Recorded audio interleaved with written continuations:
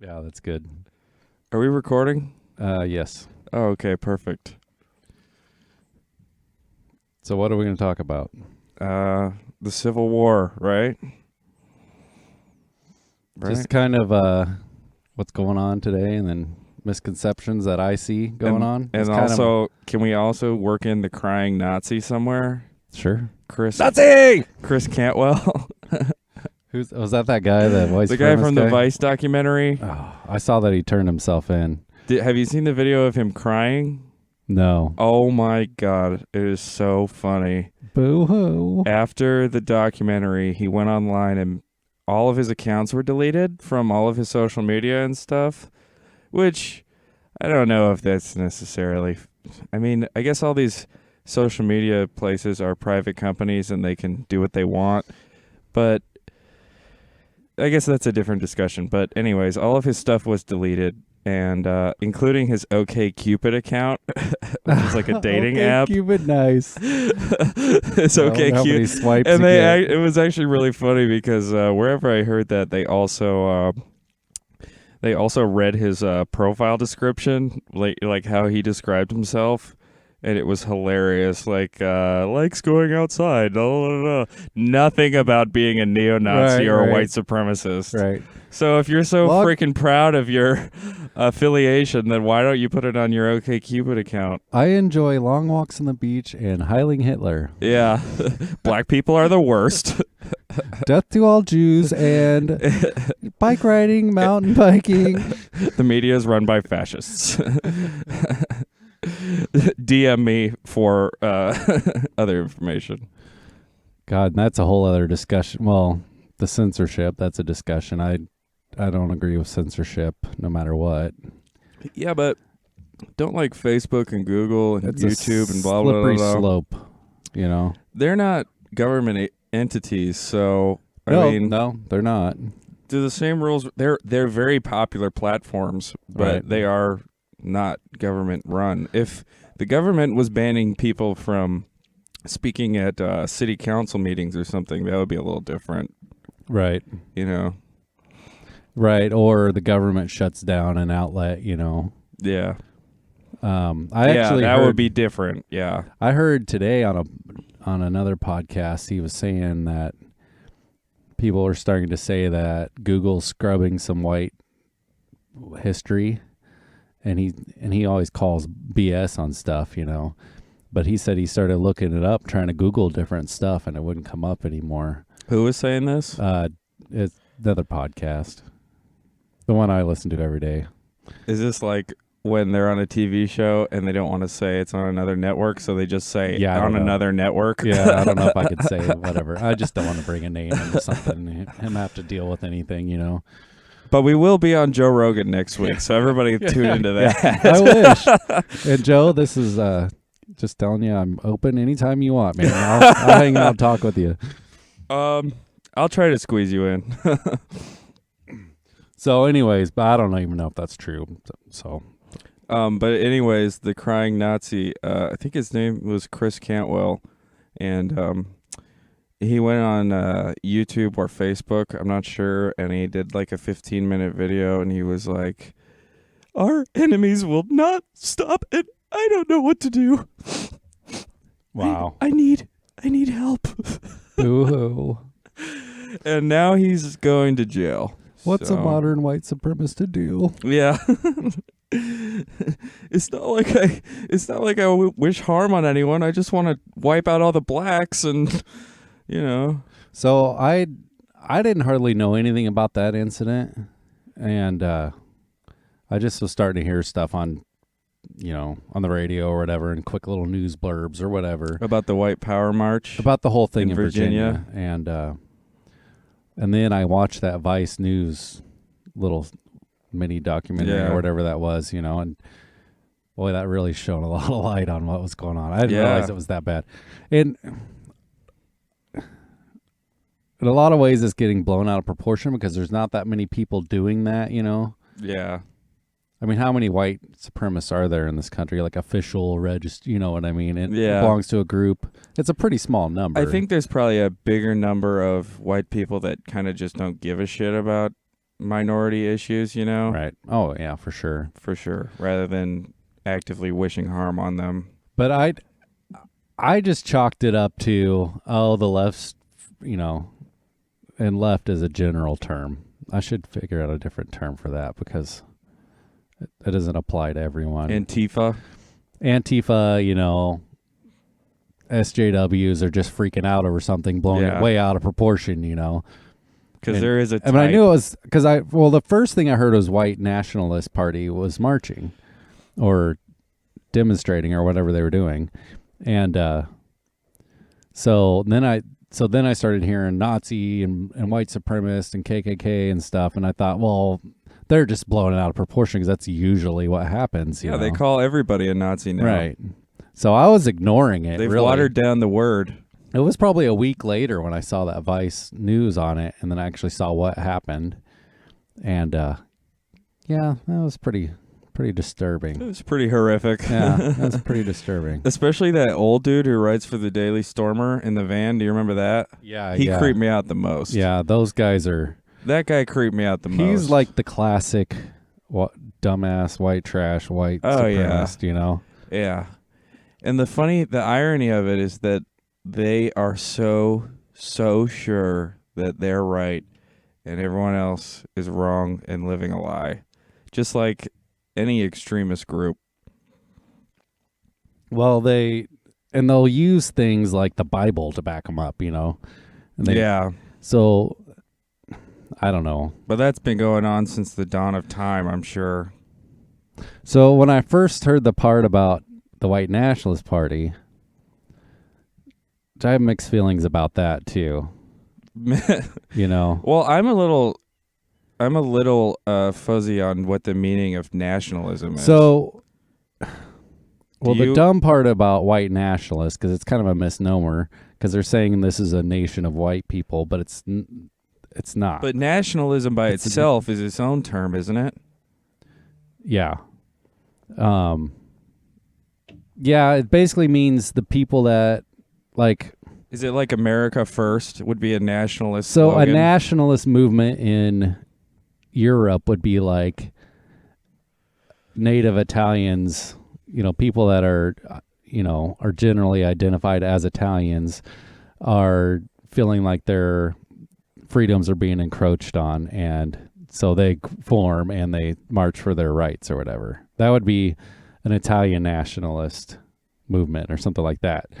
So the white nationalist movement is, I guess it is inherently crappy because they think, well, if you're American, you're white, Yeah, you don't have to dig real deep to find problems with that. No. Yeah. Now, I think any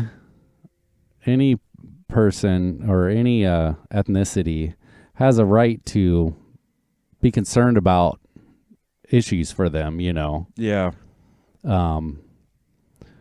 But this whole generalization, and I don't know, say I have a problem with something, which I've experienced some things in my life where I felt like I was discriminated against just because I'm white, and I can give you examples. It's not impossible. But I'm not mad at other groups for that. Right. Like, okay, so I was dead broke paying child support, and I tried to get some assistance. So I called into the local DSHS office and talked to the lady there, and she told me, she asked me how much I made and stuff, and I told her, and then she asked me what my race was, and I said white, and she laughed at me and told me I couldn't get benefits because I was white. Could you tell by? I was a white man. Could you tell by her voice what race she was? Tell me you couldn't. I bet you could. I don't remember. I honestly don't remember. Gosh, that was 15 years ago. Was she like, hey, everybody, these crackers trying to get some money over here. Yeah. We got another one. Yeah, no kidding. This crazy honky. So I certainly, I could get mad. Well, ignorantly, I could get mad at other groups because I was turned down because of my color. Yeah. But you know what? That's a government policy. That's the government. I'm not mad at a Cambodian over that, or right. Like, say the lady had been or an black. African American or anything. Yeah.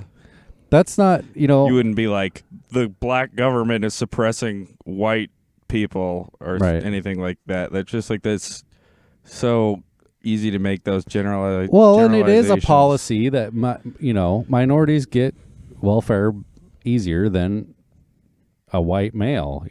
That's how it is. But that's the government. That's not. I don't know if that's written down anywhere. That's pretty much. I don't know if that's written down, but the lady laughed at me, man. I don't know. And I don't know. I've known I don't lots know of if other. that's an actual policy. I've known lots of other white males that couldn't get any assistance on anything. Yeah. I mean, look, when you see a bum on a street corner, at least around here, it's usually a white male. They don't get assistance for stuff, especially, single fathers. They don't get nothing.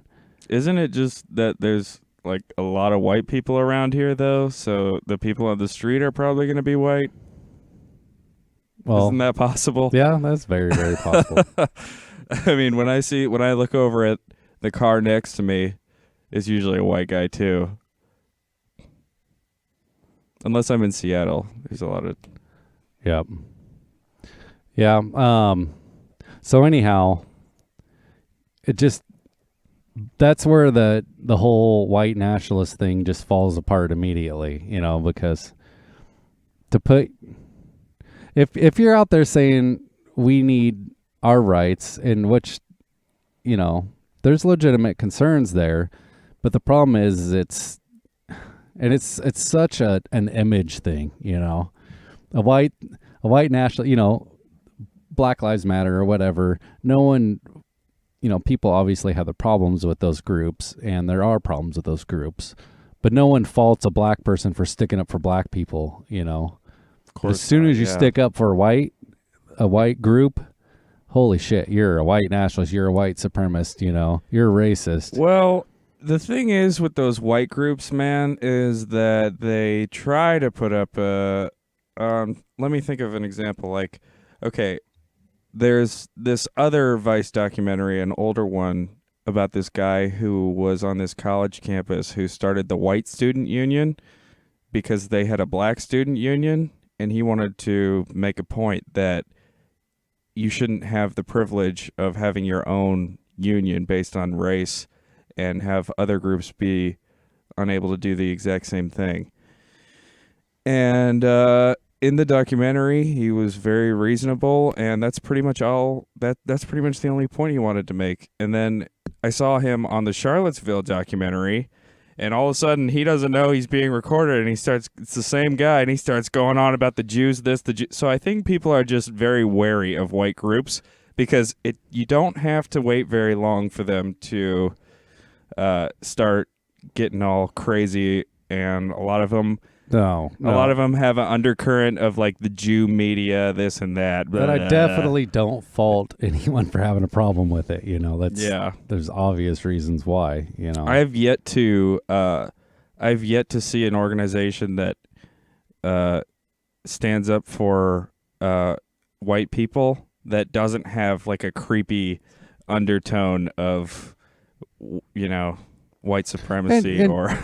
And I don't think it's been done yet. I actually believe you shouldn't stick up for one group. You should stick up for all groups. We should all have the same liberty and same rights. And I mean, because if we ever do get to a point where there is like world peace and rainbows and unicorns, this race is never going to be something we even talk about. I think we're going through growing pains because of our history. We're just still not. Our country just still hasn't healed from everything that's happened yet. No, not at all. I don't know how long it's going to take, but there's still hard feelings. Well, there's so much like the average person that I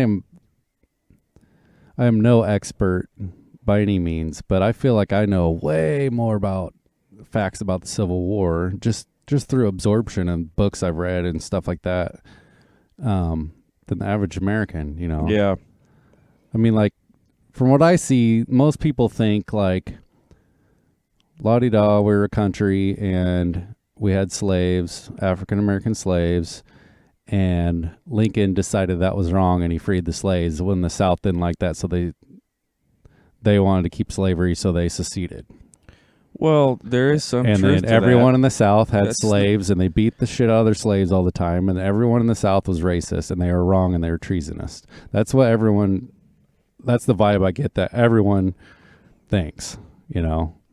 Well, I mean, what I read was that at the start of the Civil War, Lincoln said that he wasn't going to abolish slavery. Or not at the start of the Civil War, when he was first elected. But the southern states were skeptical about that for whatever reason, and he didn't win a single state in the South. So I think that's what started the tension, is that when he was elected, it was without a single southern state.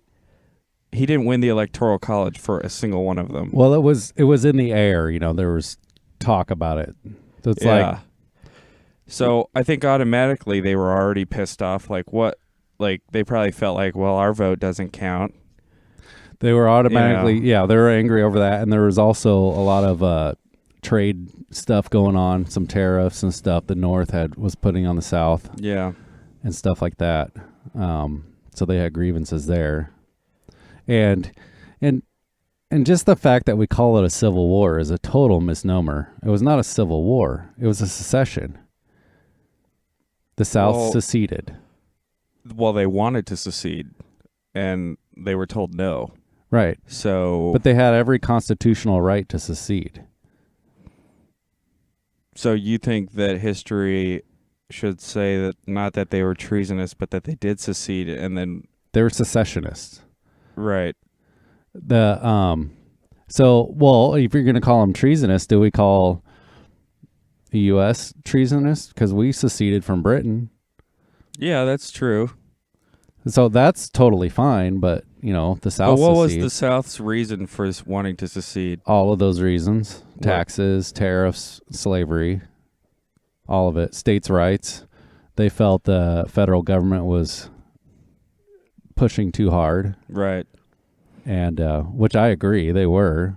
I mean, and let me preface all of this with slavery is absolutely abhorrent, and I will never defend slavery. I'm 1,000,000% against slavery. I will never defend that. I'm not. No. I'm just So you libtard. so I don't want anything I say to be misconstrued to think that, you know, whatever. So anyway, So you're against slavery? Are you sure about that? You fascist. I'm pretty much I'm against it. You yeah. fascist.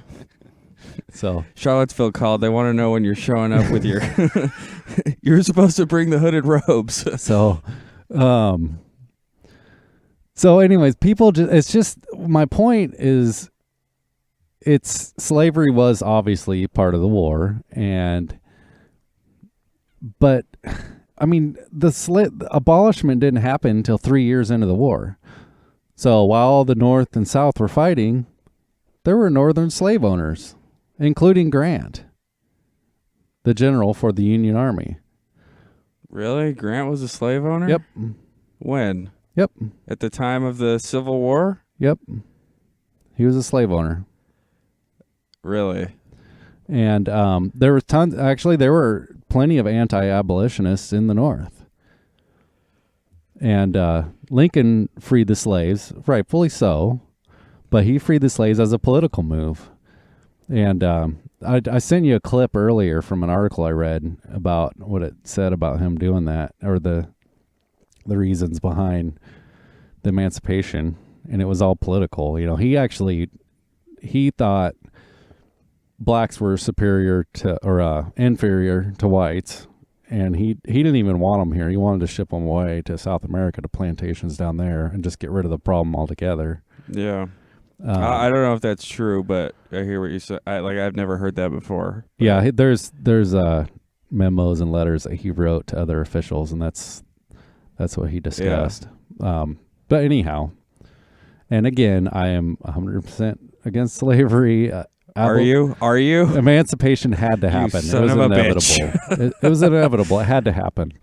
So anyways, my point basically is that it's not as black and white as it's made out to be, you know. And you can't fault the. We've got a bee buzzing around. Can't He fault wants the. to hear. We have our first fan. He's gonna sting me because he thinks I'm for slavery now or something.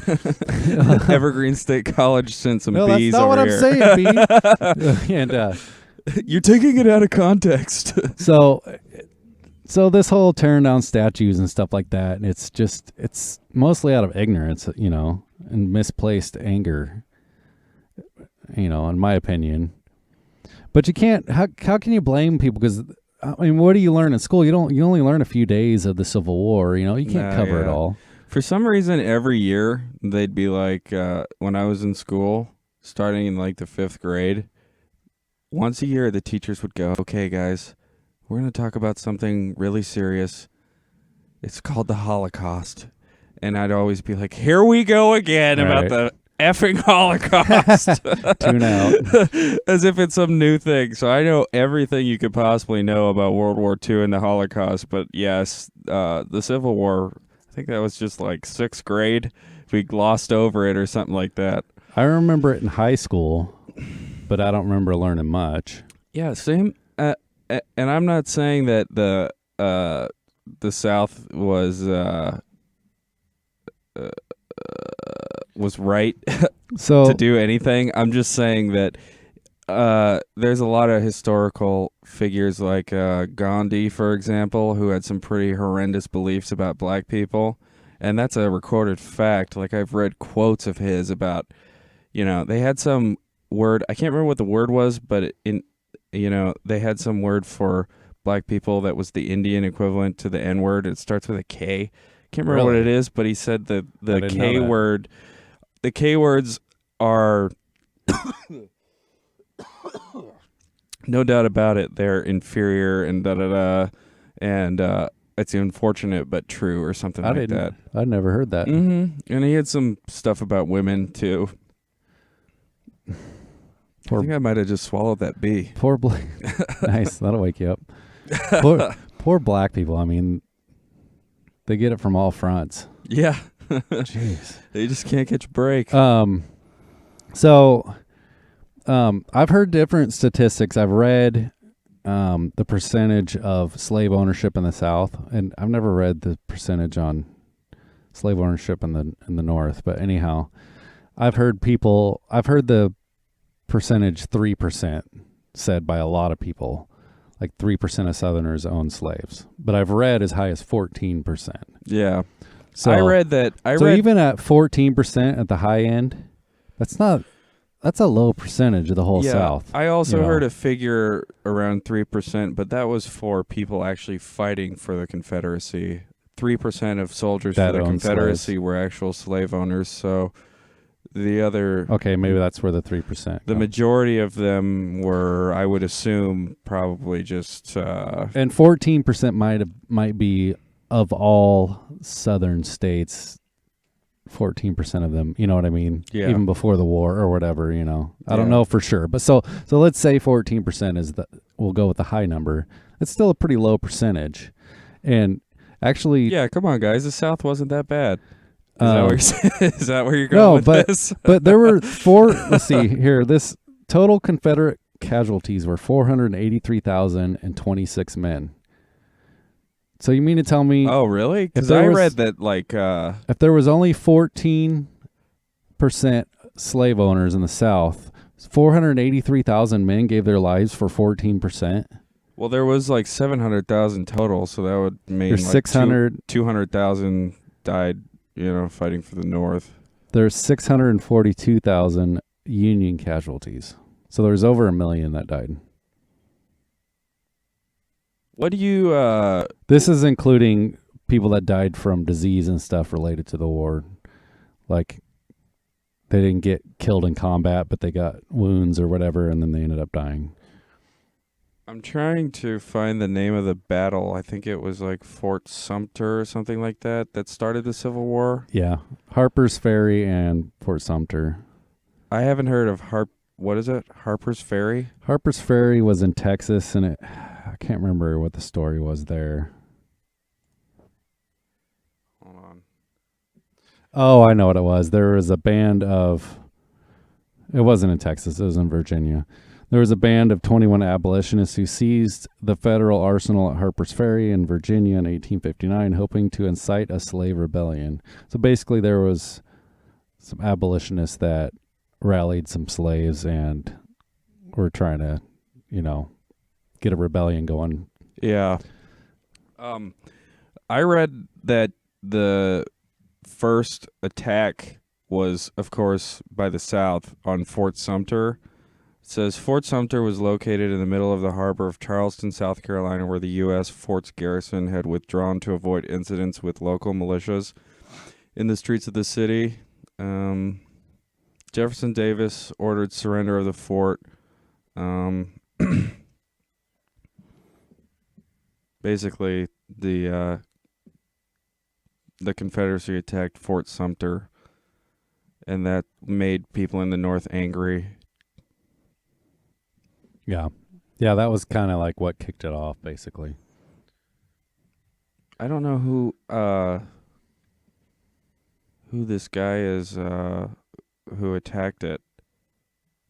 It says Jefferson Davis ordered the surrender, but I don't know who led the attack. Like if it was just some Joe Schmo who just didn't like the North, or if it was like official Confederate leadership. I don't know. The yeah, attack. if they were formed as a official army by because then. they're like even now you have all these groups that I could see doing something like that to this day, and it's like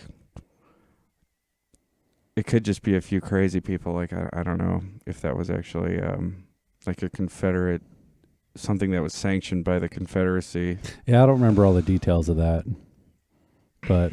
But again, my main point was we never said we were smart. People are just so like ignorant to the facts, and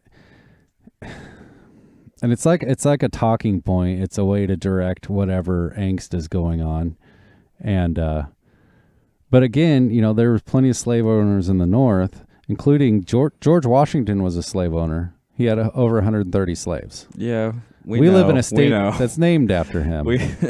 He's on our dollar bill. He's on every state highway sign in the state. But he gets a pass. We're not angry about him.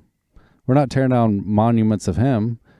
So it's like, which racist slave owner are we okay with and which ones are we not? Well, I mean, it's a little different. I mean, you have people from the South who were fighting a battle in which, if they had won, slavery would have continued to be legal in the United States. I mean, whether or not that was their primary thing they were fighting for, if they had won, it would have remained legal for some time. Yeah, and who knows how long. And George Washington was before that time, and it wasn't right. But again, it wasn't any less ugly. But again, Lincoln freed the slaves as a political move. So but he still freed the slaves. Say they how much does it matter? Say they called off the war before that happened. Would Lincoln have done it? Probably. I don't know. But I think that slaves would have been set free eventually in the South too. And I'd like to think it was inevitable. Yeah, you can't enslave people forever. Yeah.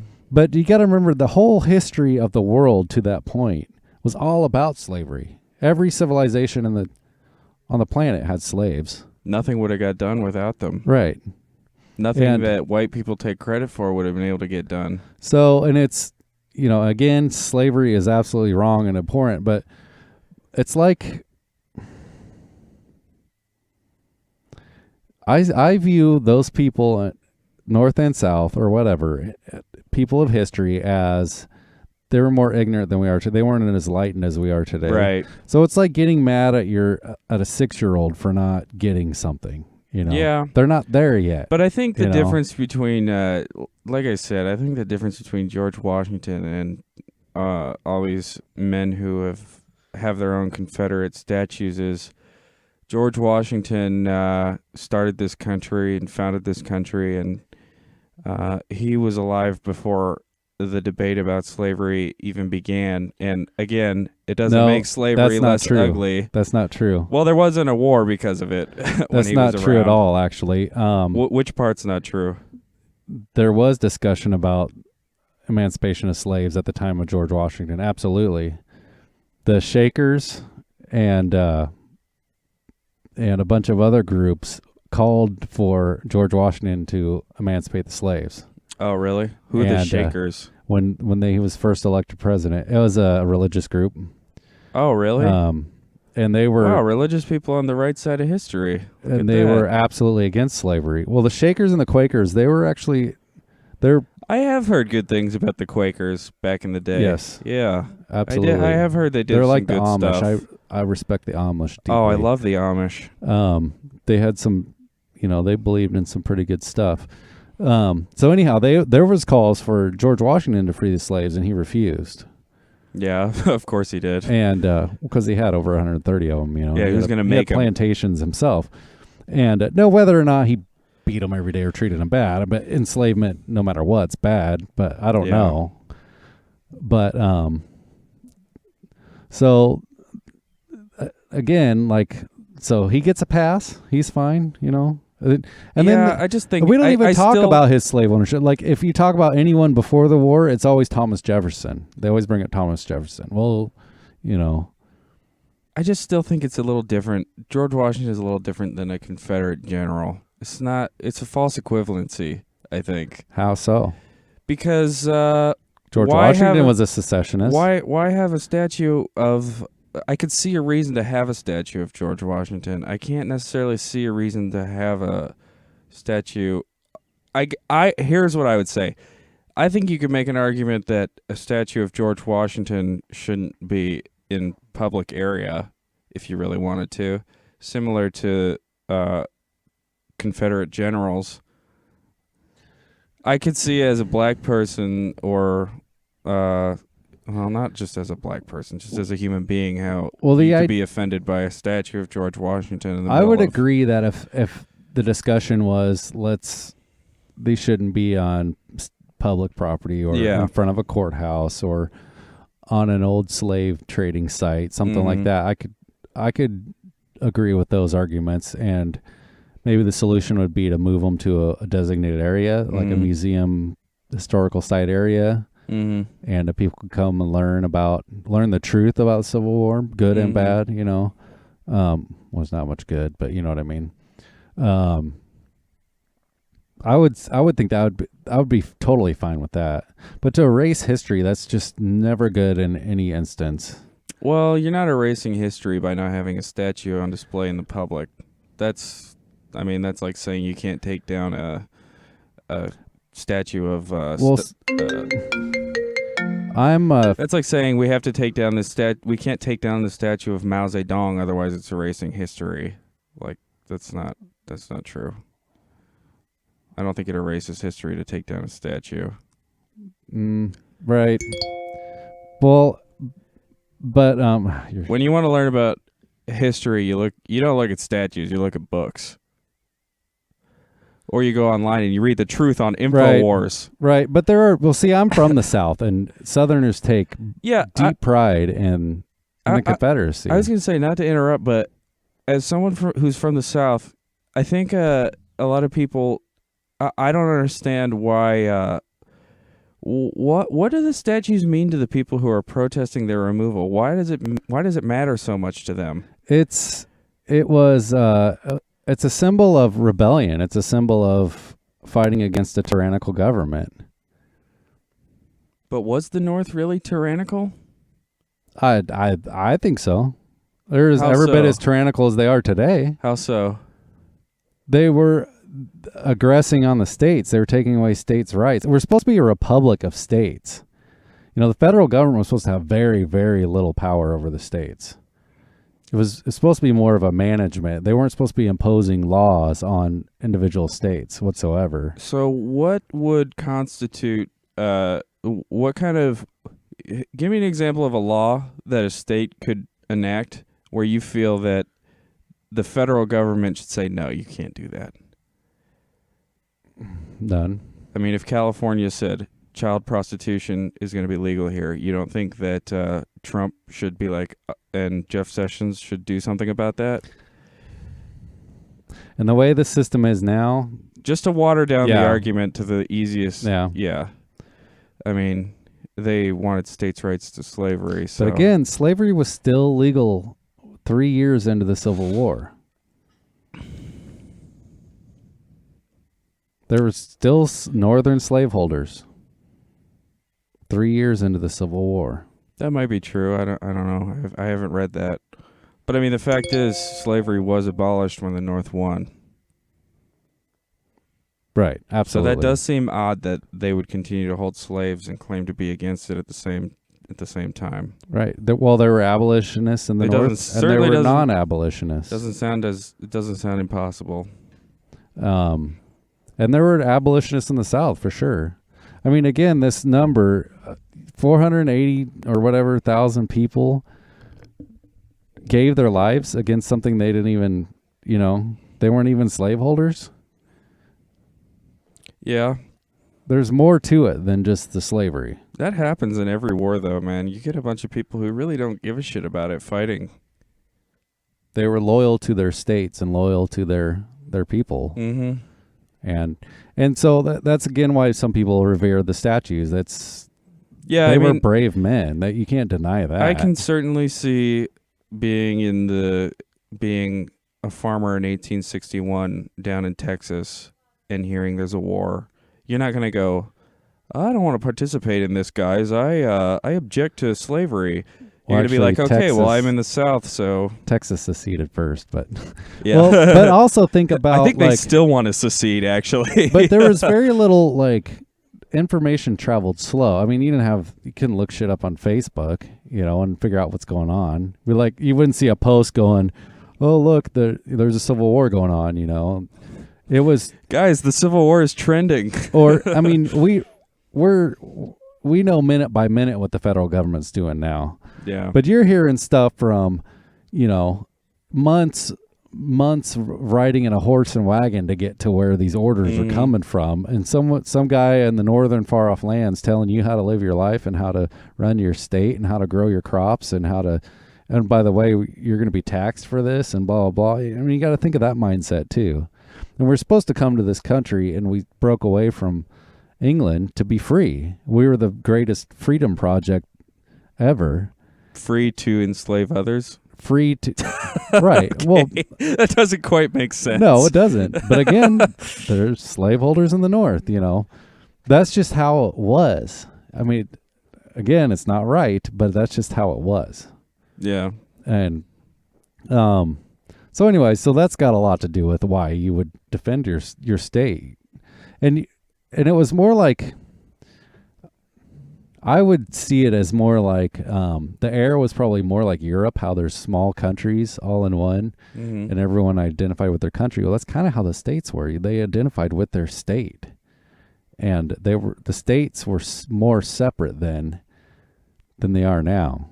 You know what I mean? As far as laws and beliefs or whatever, they all had their own powers within the state, which they don't really have now. Yeah. Especially after the war, the 14th Amendment stripped away even more states' rights. What's the 14th Amendment?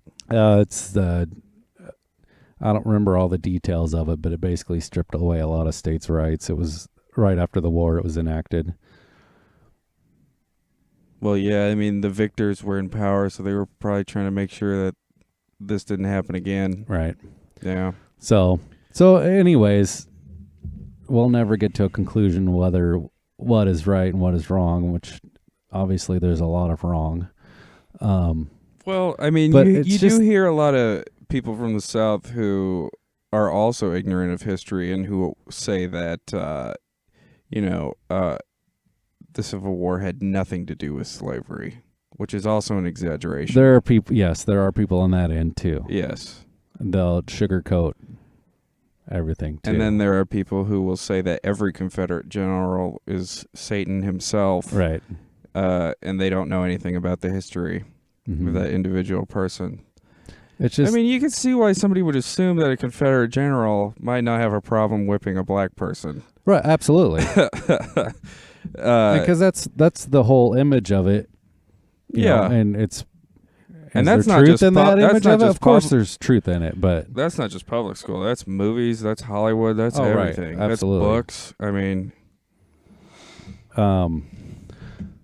but just I feel like it would be easier to heal from and move past it if people knew more about it instead of just reaction to little information. It's the ignorance. Like, and how are we going to heal without truth, you know? Why do you think that white supremacists carry the rebel Confederate flag around? Why do you think they just do that to troll black people? Absolutely. Yeah. Yep. That's exactly why they do it. Yeah. But you can find just as many pictures of them holding the Stars and Stripes. Yeah. You can That's find true. just as many pictures of them with swastikas. Mm-hmm. No one talks about the Stars and Stripes they carry. No one wants to ban that flag. Now, it's interesting because yesterday there was somebody who was saying that there was somebody was saying that Robert E. Lee was a ruthless slave owner who there was like a story about this slave who tried to run away, and there was a particularly vicious punishment, and you had said that that's just false. He was not a slave owner. He did not own any slaves. His wife's family did. And when he's kind of mixed on it. Like there's plenty of evidence through letters that he wrote to various people, including his wife, about being against slavery, but he kind of condoned it because it was already legal. You know what I mean? Yeah. And some of it was following orders, and some of it looks like it wasn't. So he's not the devil he's made out to be, but he's definitely not a saint. Yeah. In it. He actually was against the secession, and he was from Virginia, and he voted against seceding, but since Virginia decided to secede, he stayed loyal to his state, and that's the only reason he fought for the South, because he was loyal to Virginia. He was actually a Union officer before that. He fought in the Mexican-American War under the Union Army, and he went to West Point. He's revered as one of the best West Point students that ever existed. And well, yeah, by like all that. accounts, he's considered a brilliant military tactician. So, I mean, was he on the wrong side of history as far as that? Absolutely. So, yeah, there's some truth to that, but there's some not. Like, he didn't have any slaves. And like I said, his wife's estate had slaves, and when her father died, she was actually George Washington's granddaughter, by the way. His wife. Oh, really? Yeah.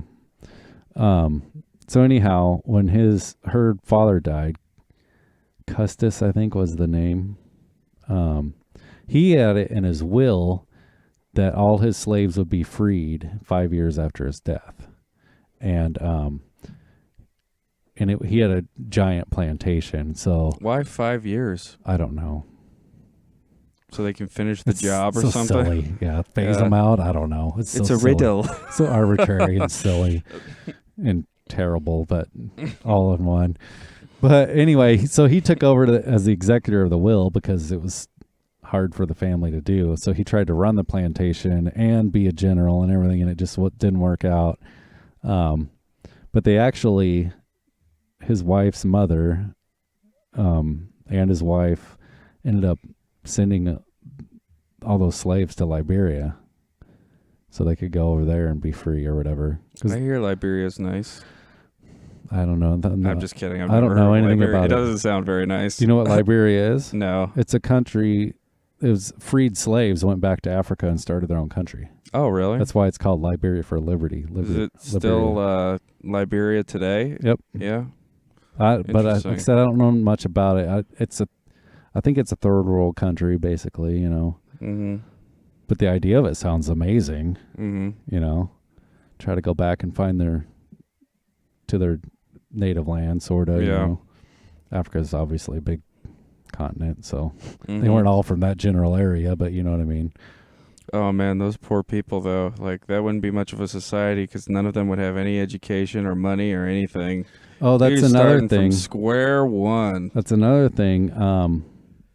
Lee and his in-laws basically started a black school on the plantation, and they were educating their slaves Again, they're still slaves. Like which fork goes in which side of the plate? They're teaching kinda them how to read and stuff. And that was actually illegal. Oh, really?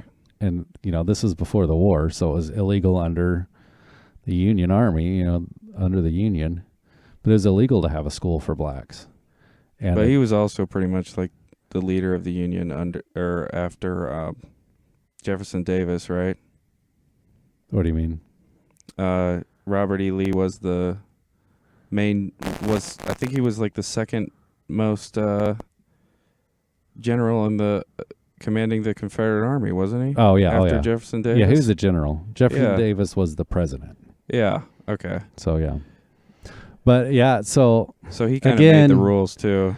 Again, he is not a saint whatsoever on it, but he's not the devil he's made out to be. Mm-hmm.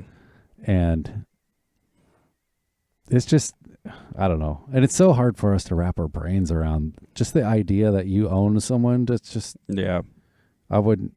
And again, the percentage of ownership was way lower than people think it was. But, God, I just couldn't imagine. So if you were sitting face to face with some hysterical person who wanted all statues removed commemorating anyone who fought for the Confederacy, what would you say to them? Geez, that'd be hard to say, because who knows if they would even be up for a rational discussion about it. If they were. If you could actually sit down and have a decent conversation with them. Which they probably wouldn't be, but yeah. Right. I would say probably what I said earlier, as a compromise, why don't we designate this to a museum, and because it belongs in history. You should never cover history. So you wouldn't just fervently insist on keeping it up in public spaces? No, I wouldn't. I think that's a solid argument that they shouldn't be in front of courthouses and stuff, like I said. Interesting. Do I have a problem with them being there? I don't really, but if other people do, then let's make some compromises. That's you know what I mean? Mm-hmm. Interesting. I wasn't really expecting you to say that. Well, I mean, I don't know. It obviously is offensive to some people, and whether or not their offense is would you say rooted in truth fully, they're still offended by it, and we should still listen to other people's feelings. Yeah. As long as their feelings are rooted in reality. Right. That's right. I mean, that's why we don't listen to well, and I kind of see it as it's kind of like the pendulum, the pendulum between, every election cycle, it goes from left to right, swings wider and wider. Well, I also see this pendulum kind of with civil rights or whatever, swinging left to right. Like I said, when I got turned down for benefits, the pendulum is swung towards minorities, obviously, in those areas. I mean, do they have grievances? Absolutely. I'm not going to act like, they have nothing to bitch about. I will never say that. Is there racism in this country? Sure there is. There always has been, and, who knows? It might always be. Do they suffer it in social arenas or systematically, economic status, stuff like that? Yeah, sure. Why would they be marching in the streets if they didn't? Jeez, you sound like Hillary Clinton right now. You know what I mean? But the problem is it's the extremism. There's no rational discussion over it. And a lot of stuff is exaggerated because it's based on false facts, stuff that's not like gender pay gap, stuff like that. There's studies that show that a lot of stuff isn't factual. Well, just like women in tech, like a lot of women just aren't interested in tech. It doesn't mean that women can't get into tech. No one's arguing over the pay gap between women's who are workers and men's who are workers. It's kind of funny. What? It's always women in tech. There's not enough women here. There's not enough women there. But no one says there's not enough women garbage truck drivers. There's not enough women sewage workers, It's not fair. There's no way for woman. It always cracks me up. There's no way for a woman to become a bouncer at a nightclub. It's just not fair. Yeah. So anyhow, I forgot where we were going with that. But so I kind of want to play a little video here. Oh, okay. And I want you to listen to this. and this goes along with when I said that I didn't get I was turned down for benefits or whatever. The lady laughed at me. This goes right along with that. And again, I'm not a white nationalist. I do not think that I am superior to anyone else. You don't? Are you sure? Are you sure about that? I disavow. So, but this is very interesting. This is a black professor author, and they're talking about a book she wrote back in like 2000, I think. Okay. Something like that, about the alt-right and the rise of the alt-right, basically. So listen to it. It's pretty interesting. Behind it. My next guest, political science and law professor and the author of The New White Nationalism in America, prophesied the rise of the alt-right 15 years ago in 2002. Dr. Carol Swain joins me now. Good evening, Doctor. Good evening. Is that Judge Janine? Well, Doctor, I was reading about your I prophecy, think so. basically, that the alt-right would On Fox News? begin an even bigger development after the turn of the Don't century. listen to her. Listen to the author. What brought you to this conclusion? Well, first of all, I would like to make it clear to everyone that's viewing that what I saw in 2000 was published in 2002. This rise of the new white nationalism, that occurred long before the election of President Trump. And I called it new to distinguish it from white supremacy because it was the people who were being involved were more intellectual. They were not espousing racial violence or using epithets, but they had grievances. They were upset about multiculturalism, about affirmative action. They felt that white people's rights were being trampled and that there were no one speaking up and listening to their grievances. And so at the time when they were really stressing the racial double standards, I saw the potential for the argument to resonate among young people. So my book was written as a warning. I saw conditions converging that I knew that the movement would grow unless we started addressing the issues. All right, so let me see if I understand this, Dr. Swain. What you're saying is the rise of the alt-right is not the same as white supremacists. Now, right, yes, that is exactly what I'm saying. But that the alt-right that you predicted would increase is doing so because of this multiculturalism and the fact that the whites don't feel like they can be part of it? What are you saying? I'm saying that white people have grievances and they've had them for a long time.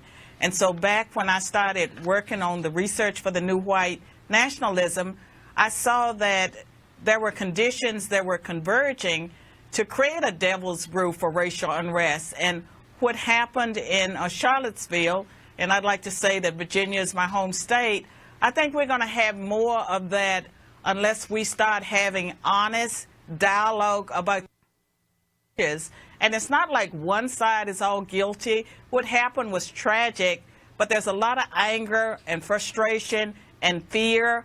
And the white community, we know that they have their own problems. Charles Murray has written about their problems. Nicholas Ebenstadt. All right, but doctor, I mean, right now, I mean, we all abhor, detest any kind of violence based upon hate. And hate does ultimately lead to violence. Now, but aren't we talking about the extreme right and the extreme Antifa left? And in fact, let me say one thing, Doctor. What we do know is that the one person who's dead appears to be dead and 9 others injured as a result of, we believe, a white nationalist. But there are an additional 11 people at least who are being treated in hospitals that may have been injured in the fight between the Antifa and the white nationalists. Yes, and what I would say is that they're using white supremacy and white nationalists as terms to encompass everyone. Right. The movement that I studied were people who were more intellectual. They were not espousing violence. They were not using racial epithets. In fact, they were using social science data, FBI statistics, and science to make a case. And they were saying that they were not white supremacists, that they wanted separatism and they wanted self-determination. They felt that white was like any other group. They couldn't celebrate their own culture. And so this is a very different group. At the time, I knew that some of the people who would be attracted to the movement would also fall into the clutches of the more extreme elements, the ones that are the neo-Nazis, the KKK, those groups. But for the most part, what I warned about and called the new nationalism was new because it was not espousing violence. It was not using racial epithets. It was saying white is like any other group. Whites were being discriminated against. There was no one standing up. All right, Doctor, the remedy has to be... Doctor, we're coming right up to a break. Isn't that the problem with cable news? We're coming right up to a break. Right. That lady had like 5 minutes to make her point. Right. When she really needs 5 hours. Yeah. Well, that was pretty interesting. So I found that really interesting, that she, as a black woman took interest in it and watched it and studied it, Mm-hmm. And and it just shows the slippery slope, did you ever see the movie American History X? No. Oh Isn't my gosh. that the one about Malcolm X? No. Oh. It's got Ed Norton's in it. Oh, is that the one where he has a split personality? Nope. Oh, never mind. That's Fight Club. No. There's another movie where he has a split personality. Oh, I didn't know he did more movie like that. No, it was basically about a white supremacist group in California and how he got sucked into it and ended up going to prison for a while. Oh, I think I've seen clips of that. And just a phenomenal movie. He basically changed his ways in prison and, denounced all the white supremacist stuff and tried to, go against it. But it was an amazing movie. Everyone should watch that movie. It's really profound. But I find it interesting what she was talking about, how basically...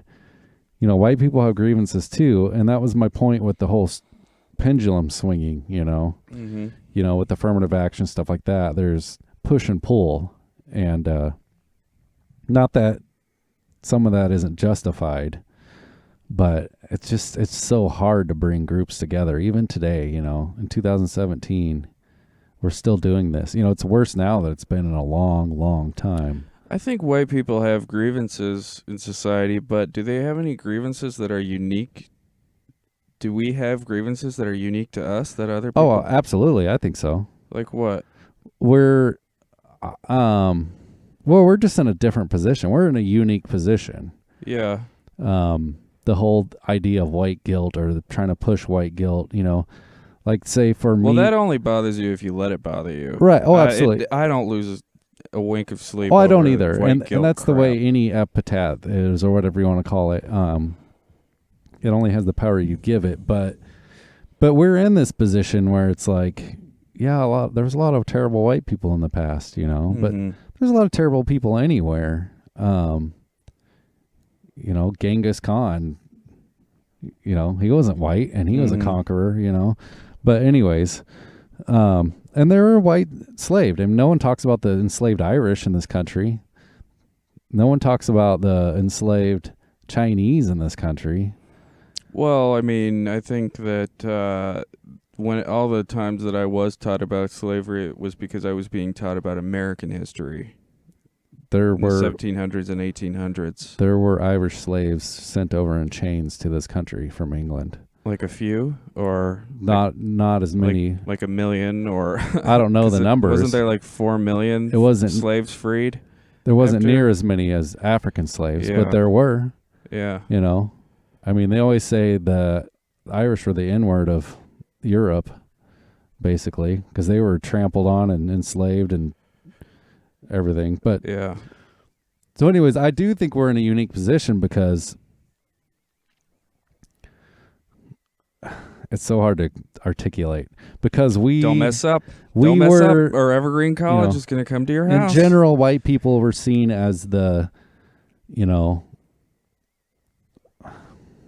racist or the oppressor, the oppressor, perfect word, the oppressor for so long, and we were, and now we're just kind of being told we still are, but we really aren't, Yeah.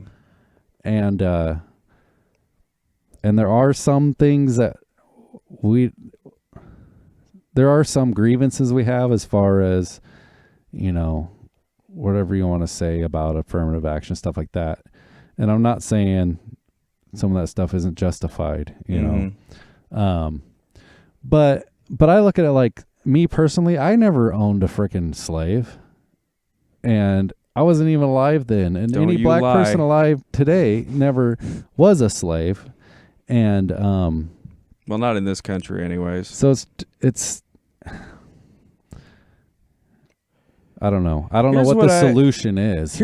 I think I know what you're trying to hit on, and I think that the cause of it is that my grandfather, your grandfather, his grandfather go back farther and farther and farther. I don't know. You said you had some Indian in you, so I don't know if that grandfather would count, but all your white grandfathers had, it's not unreasonable to assume they had some prosperity and freedom and education, or at least they had the option to get that. Right. So I don't know how far back that goes for me. So you could say like generations and generations and generations, these families get to build themselves up.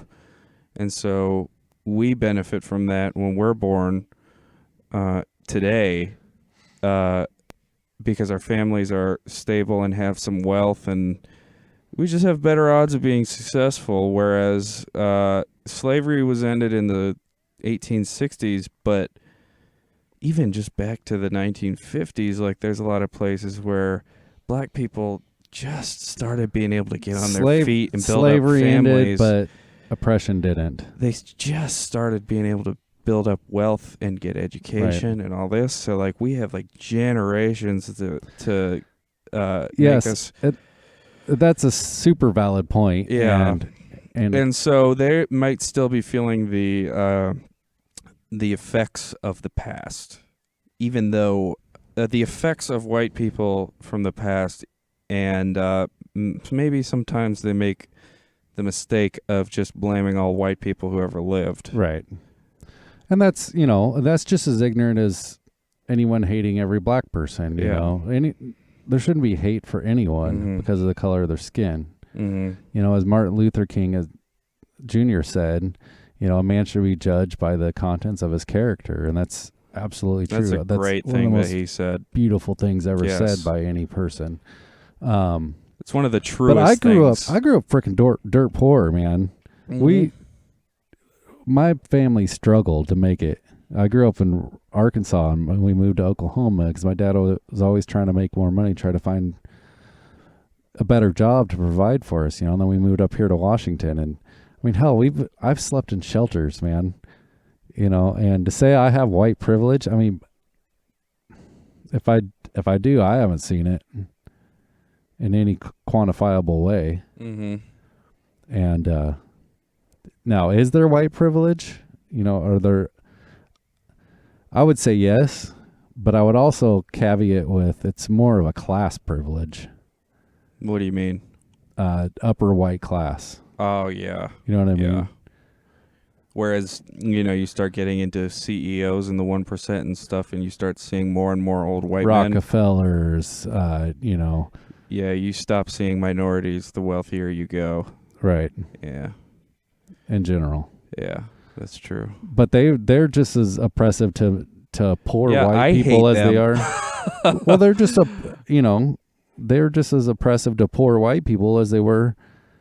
Yeah, I don't trust them. To any minority. And I'm as white as it gets. It just, minority had the added burden of it being because of the color of their skin also, I think white privilege, I've been actually thinking about this a little bit lately and looking out for it in everyday life, like what is white privilege? And I think like one example I could think of is like when I'm walking along at night, if I'm walking out at night and a cop drives past me and slows down and looks at me, he ain't going to talk to me. He ain't going to ask me where I'm coming from. He's not going to ask me where I'm going. He's not going to search me. Or if he does, it's real brief. Yeah, he's probably not going to, though. Right. If you're a black person, he might do that. Yeah, I can't argue that. Yeah, he might do that. You know, I can't argue that. And that's actually not just. I have a coworker. His name is Jerome, and he's really cool. He's a black dude, and he was telling me that he was telling me about how our work is in Milton, and he got pulled over in Milton one day, and I don't remember what the circumstances of it were, but like he wasn't doing anything. It was just a black dude getting pulled over for driving while black. DWB. Yeah, I mean, unless he was omitting something from the story. That's got to be happening. I don't deny that happens at all. Yeah. And that's the only. I mean, that's the terrible. main thing. That's could absolutely think of. terrible. I know. To not be able to. I mean, you can make the argument if you're dressed like a punk. You know, if a white kid's walking down the street dressed like a punk, Do you he's remember? a punk, Do you remember when Trayvon? You could make that argument, but. Yeah, no one should walk down the street in fear of anything because of the color of their skin. Anywhere. Do you remember when Trayvon Martin got shot and everybody on Fox News was like, well, he was wearing a hoodie. Maybe you shouldn't be wearing hoodies. Right, People right. need to stop wearing hoodies. These hoodies will get you killed. Oh, What are cops to do? This here guy wearing a hoodie and they empty the clip. What are they going to do? Yeah, don't come to Washington. That's the Washington raincoat is the hoodie my sweatshirt, gosh. you know? Freaking hoodies. Yeah, that's got to be happening. I don't see how it's not, Yeah. you know? That's the best case for white privilege I can think of. I could see that for sure. And then, like I said, like generations of accumulated wealth and education and stuff. Well, then we can get into the whole world of the people that play on that, you know, to agitate groups. Yeah. Like when she was talking about the rise of the alt-white she was calling it the new nationalist, white nationalist. And she mentioned in there how some of them got sucked into the extreme to the KKK and stuff because of the young people were feeling these grievances and stuff. So there are people that prey on that, you know. KKK sees it. Are you a young white? You know, are you a young white male that's tired of, you know, being tossed aside because of affirmative action? Well, join our group, you know. And then there's the same on the other side or any other side. Yeah. You know. Plus, I never see anybody like for example, the dude who drove the car into all those people in Charlottesville. I never see anyone like that, like an extreme, disgusting white supremacist, and go, that guy has a lot going for him. Wow, I can't believe. Right. No, it's always like some weirdo. It's kind of the whole.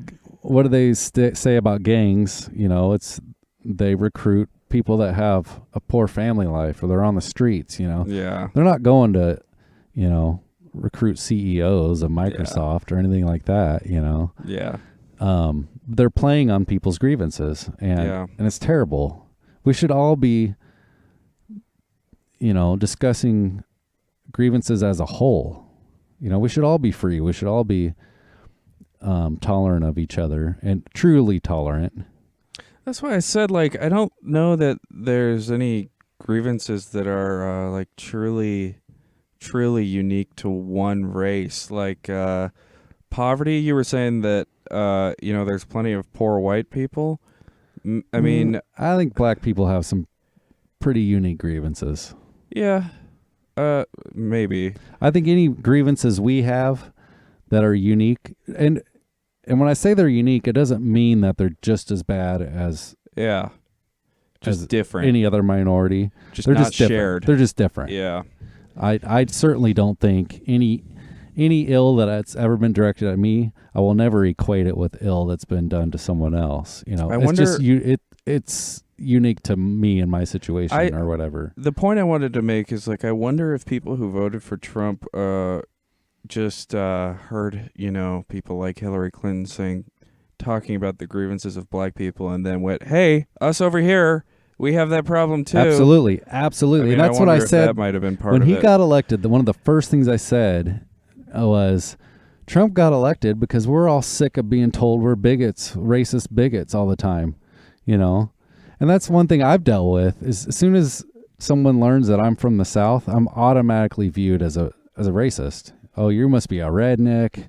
hillbilly backwoods racist son of a bitch. Do you think redneck is an offensive term? It's definitely used as an offensive term by certain people, for sure. Yeah. Okay. That was my question. Yeah. Go on. So yeah, but that's I fully believe that's why Trump got elected. I don't think anyone that really supported him actually 100% believed in him. I think it's because we got sick and tired of getting beat down for just being a person, And there's plenty of white people that are great to everyone else. I also think that Hillary Clinton had no charisma. Yeah, she definitely had her flaws. Her too. slogan was, "At least I'm not crazy." Yeah. And it turns out that's not enough. Yeah. And, well... Which I was a little surprised. I thought it would be, to be honest. Yeah, whatever. That's a whole other discussion, Yeah, that whole situation. for sure. But yeah, I definitely feel like, being labeled as a bigot and stuff just out of the thin air almost, and it seemed like it really started with the gay rights movement and stuff like that, and again, they obviously have grievances. They've LGBTQ or whatever the group is now, they've definitely been discriminated against throughout history. Mm-hmm. And but they just automatically lump everyone into racist bigots or the basket of deplorables or whatever, I think that there probably is a good amount of homophobia in the Bible Belt, which happens to be in the South. Oh, absolutely. You know what I mean? Absolutely. It's a religious thing that happens to be very prevalent in the South. Well, it's kind of like I had a girlfriend one time that had it. For some reason, she got the idea that I was cheating on her. And she was just accusing me and looking through my phone and all the time, just over and over and over again. And it got to the point where I was like, man, I might as well just go sleep with other chicks. I'm getting beat down for it anyway. Yeah. It almost drove me to it. It almost caused me to I've heard other be people angry say and stuff like that before too. I've heard this. So it's kind of from that other same people. mentality. It's like you just get, obviously it doesn't drive you into being a cheater or into being a bigot. But it's sort of like, well, fuck it. But shit, I'm getting labeled for it. I might as well do something about it, Yeah. Damned if you do, damned if you don't. Yeah. Yeah, I don't know. It's just, there's so much misconception, and I wonder why the South is so religious. I don't know. The whole country was at one point. Yeah, that's true.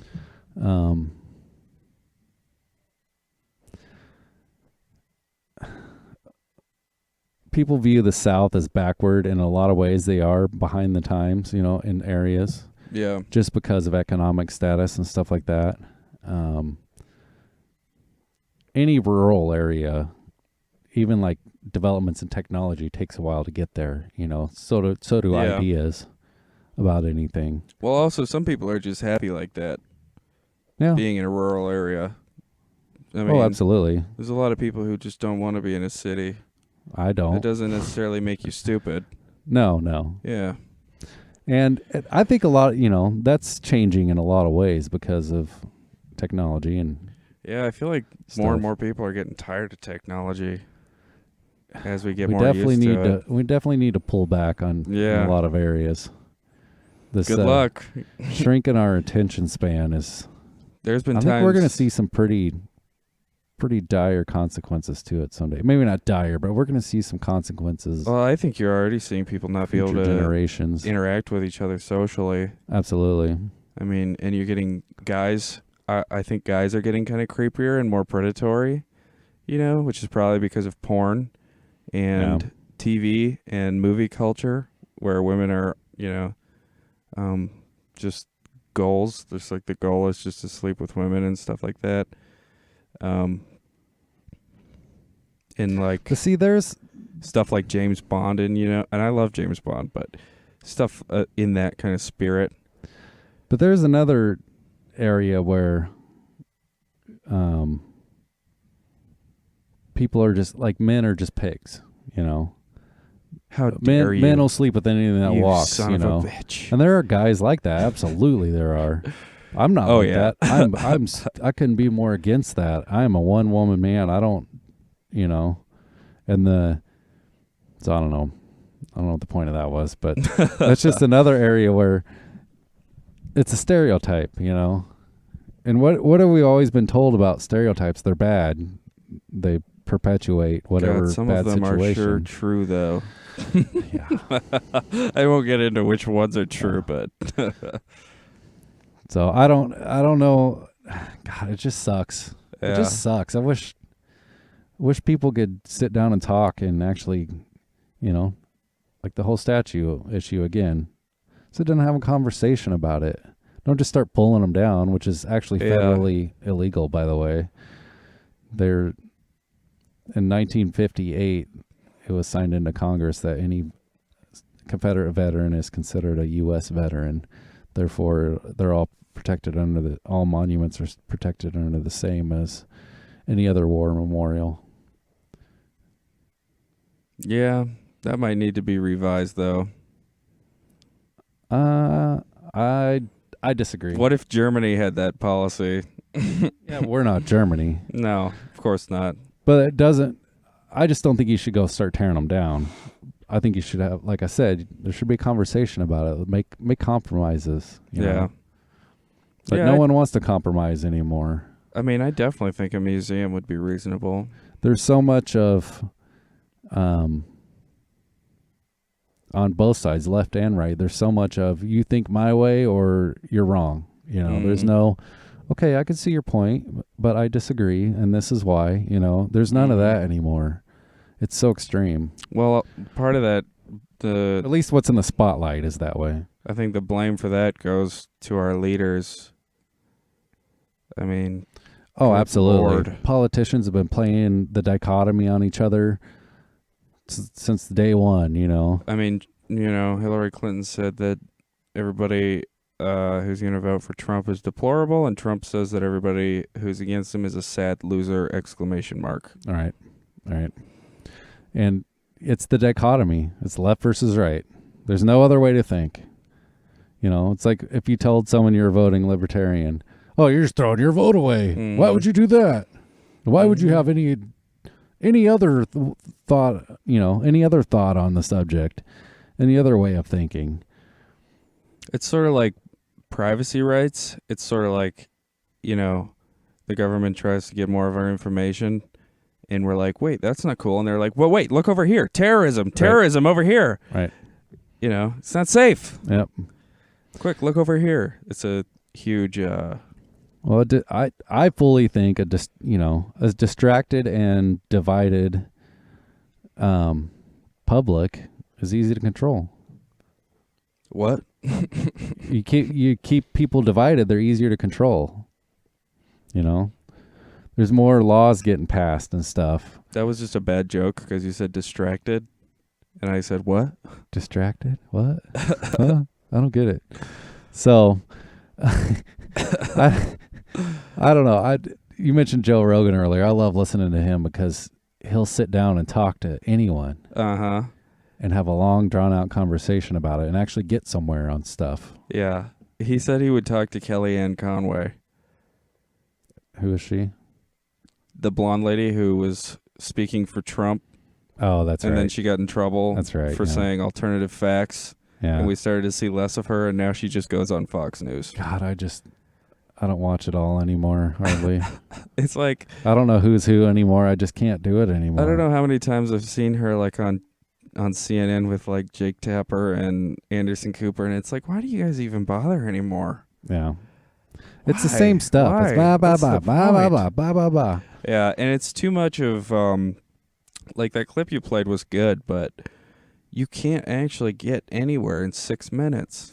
And that's the most that anybody, that's why alternative media is becoming so popular. Yeah, you never reach, an understanding with sound bites. No, you don't.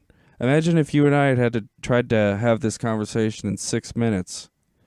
Well, actually, look at the time. No, just Actually, we have to cut to a break yeah, absolutely. for our fake sponsors. And all the crap on the media and stuff like that. If you actually go out and talk to people, the majority of people you talk to are damn good people, and we should do more of that. We should just, when I'm working all day, I make deliveries. So do you, and you meet different people all day long. Mm-hmm. And I talk to tons of people every day, and everyone's cool. Mm-hmm. No one hates each other. I talk to a lot of shitty people, Do you? but a lot of them are okay too. I do talk to some other truck drivers and stuff. I talk to some pretty horrendous people. But you know what I do? That person is that person that goes through one ear and out the other. Mm-hmm. I would condemn people on stuff if I needed to, but there's a time and place, I've just been noticing a lot of crazy people lately. Like might not actually be crazy, but they act crazy. Yeah. It's like psychotic anger. Like yesterday I came back into my store and there was a guy who was a truck driver unloading a bunch of stuff. And I didn't say a word to him, but I had like a cart that I was pulling through. And he points to like this big mess of stuff that he put in the hallway, basically, blocking. And he's just like, "You're not going to like it over there. But if anybody says anything, I don't work for you guys. I'm with you and not for you, but that's none of your problem." And I was just like, wow. What? I didn't say a word to him. I was like, this is not. What the hell? Well, and I people noticed are getting crazy. And I noticed driving on the road, obviously, but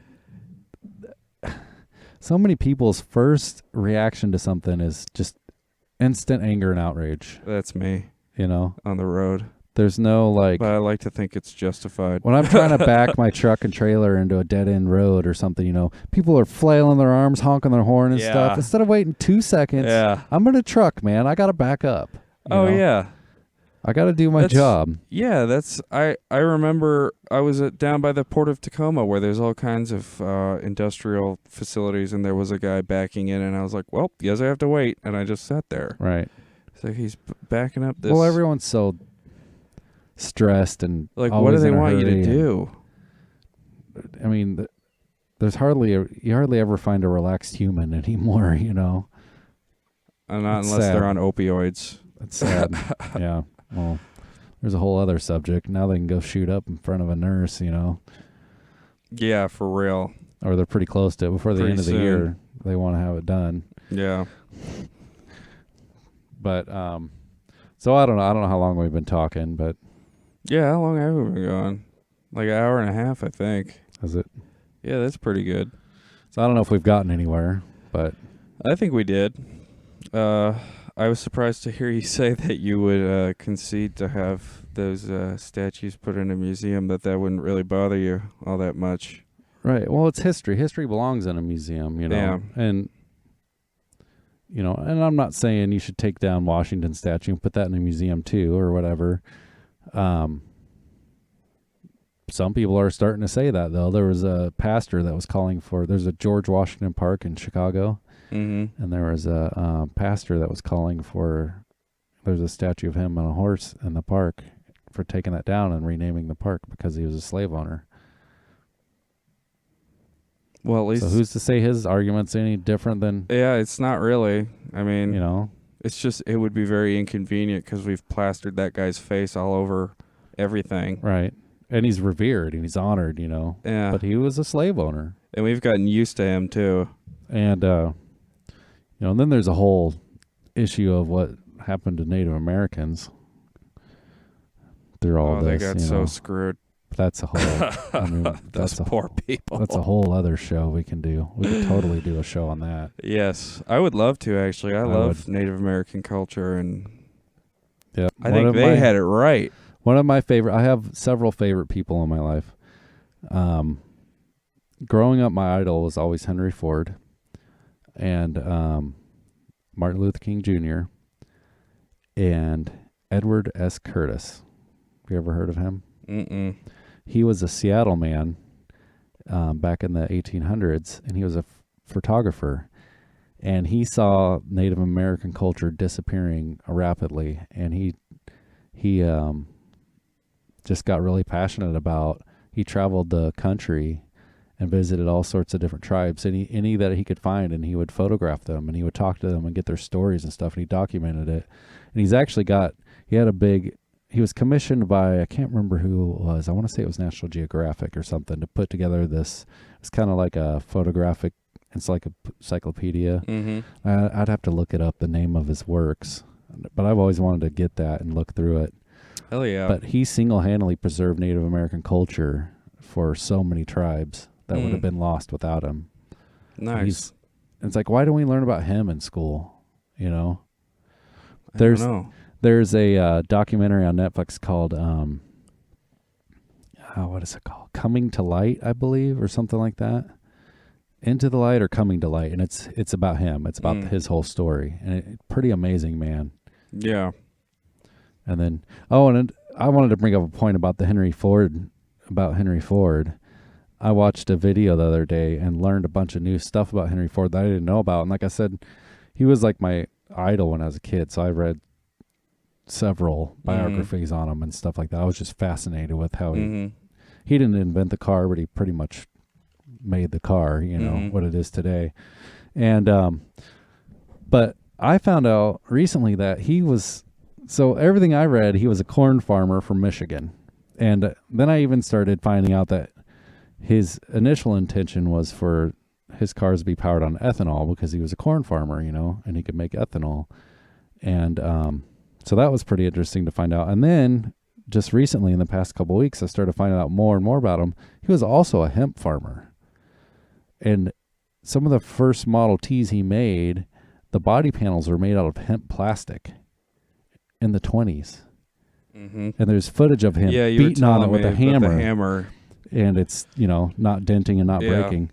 And he also powered the cars with hemp fuel.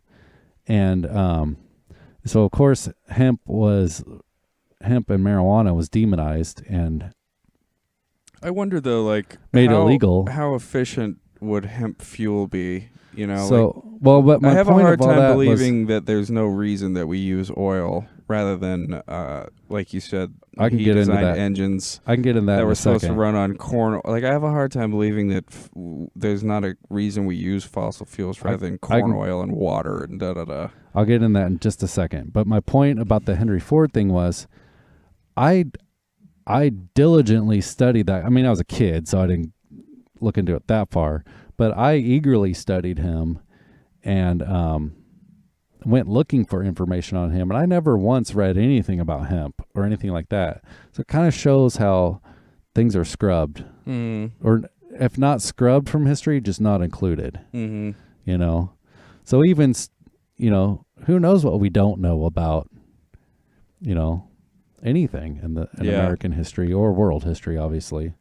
That's why, as an adult, I find history so interesting, is because I don't know any of it. I haven't heard any of it. Oh, I love history. I hear all kinds of things, and I'm like, what? Yeah. That happened? Yeah. What? So, but the hemp fuel thing, like Adolf Diesel made his engines to run on peanut oil and hemp oil. And then apparently so did Henry Ford, ethanol or hemp oil, or he certainly used it in construction. Speed of 2 miles an hour. No, it's what's the reason that they didn't become mass because produced? they were crushed by Standard Oil and the Rockefellers. Standard Oil had a huge Standard Oil was a huge lobbyist in alcohol prohibition in the 1920s. It's because that's when cars were first starting to be mass produced and they were just coming up. Yeah. And he owned Standard Oil, and they were finding that you could refine and make gasoline out of it and run cars on it.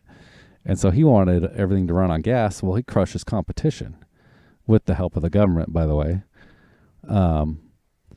And oil was so easily available there. And there were places where oil was literally bubbling out of the ground. Yeah.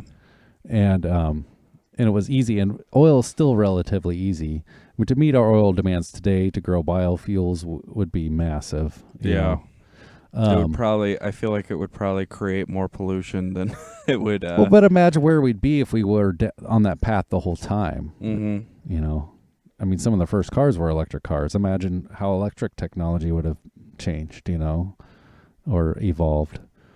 But I don't know. I've driven electric cars and I don't like them because I always feel like they've broken down whenever I come to a stoplight. I've never driven one. My mom has one that's part electric, part normal. Yeah, And every time I stop, it shuts off. and I'm like, oh crap! That Like my would be stomach weird. drops every time, and I'm like, oh yeah, I'm driving a semi go kart, That would be really weird. yeah, or a golf cart. But just, you know, again, when I was learning that a couple weeks ago, that just kind of opened my eyes. Like, there's so much ignorance to history, and again, I'm definitely no expert, and I want to know it all, though. I would love to. But what is being held from us? And again, how are we ever going to heal from anything without truth? It's like if you go to AA, like they say you have to hit rock bottom, or, you know, you have to come to terms with everything. You have to go past denial of whatever before you can actually get over it and heal. And I feel like that's the way for society too. How are we actually going to fully heal over something if we don't, you know, if people aren't being played up on this side or played up on that side or kept this fact from this part of the story or whatever, you know? I think that is a part of the problem, but I think a bigger part of the problem is the identity politics and the team mentality. Absolutely. Because then you don't even worry Like I about said, what the facts are. It's a dichotomy, right or It's left, just- right or left. The right wants these statues up, so automatically the left doesn't.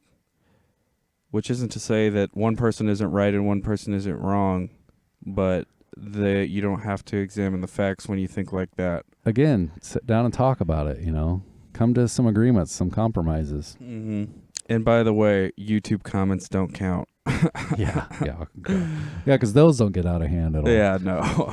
Some of the worst things Oh, I've good ever Lord. read have been on YouTube. I watch a lot of videos because I'm converting our school bus, you know. So I watch a lot of videos on people that have converted vans and stuff like that. And I was watching one. This couple had a Volkswagen bus, and they were a younger couple, and the gal was, you know, she was attractive, she was good looking, and I started looking down through the comments, and oh my God, Oh, what I Jesus. wouldn't do to her, and blah blah blah, and I was like, man, what? If I was that dude, I would disable comments and right then away. like 300 likes on those creepy comments Right. too. Oh, It's probably. like, oh yeah, wow, we I all got- feel this way. That's I actually got creeped out and stopped reading Yeah. them. It was terrible. I mean, it was pretty graphic too. or like a lot of guitar videos, how-to guitar videos, or like watch me play this solo. There will always be like one guy who's like, his timing was way off. Right. His guitar was out of tune. And it's like some amazing video. It's like, really, I would love to just appear in your house and watch you do it better. Yeah, that guy would probably, you know, criticize Beethoven or something. Yeah. Sad. Oh, that high E string in the middle of the piano was out of tune, man. What the hell? His finger positioning was just awful. You know, on the 47th note, his timing was about 2 beats off. Terrible. So, yeah, I don't know. I just think more discussion with people and actual discussion, and you know, it's hard because no one's got time to sit down with. And how are you going to sit down with a stranger and just start talking about this stuff? Yeah. But I don't know. I get mad about stuff and I get worked up, and I fell for a lot of political crap over the past year or so. But I've kind of come to a realization in the past couple of months that I got to let go of that crap, man. I can't change stuff. I mean, if there is something I can change or influence, I will do it. But I can't let that stuff get to me, man. Yeah, I stopped listening to the news, really. Like, Oh, I'll me listen to too. it like once a week just to see if North Korea is going to kill us, but I don't listen to like what Trump said today. Right. I don't care. So I listen to 97.3 a lot. Yeah, when me I'm too. working. And I'll, you know, in some of the shows, the John and Curly show, like, I don't really care for those guys. I like Dory Monson a lot, but CBS News at top of every hour will do like the headlines of the day, and that's all I need, man. Yeah, I don't need for sure. I don't need everyone's commentary on stuff. Well, I love that. Did you hear what Dory Monson wants to do with the Seattle City Council? The RVs? The Seattle City Council wants to make it legal for homeless people to park RVs wherever they want. So Dory Monson is saying, who's a popular radio host, is saying that if they do legalize that, then he and he's going to make sure he has all their addresses, and he's going to make sure that at least one RV is parked in front of the Seattle City Council members' homes. That's awesome. It's the greatest thing I've ever heard. But he had a flood of listeners volunteering, like guys listening or tow truck drivers are like, yes, I'll tow them to, yeah, tell me where to pick them up and where to drop them off, yes. you know. And people are saying, I've got an RV on my property that doesn't run. You can come get it. I love it. It's all yours. Come get it. Yep. Don't just make it legal for the rest of us. Make it legal for you, too. Yeah. Yeah, how about pick up all the needles on the street and dump it in their yard? Yeah, see how you like it when it's actually in front of you. Yeah. Yep. Well, what do you want to talk about next time? There should be a little more of that, I think. I don't know. Let's pick another topic. Let's do this again. I'm digging it. All right. Right I'm on. digging it. Me too. So, all right. Well, this has been Nathan and... I was never given a name. a boy has no name. Troy. And Troy.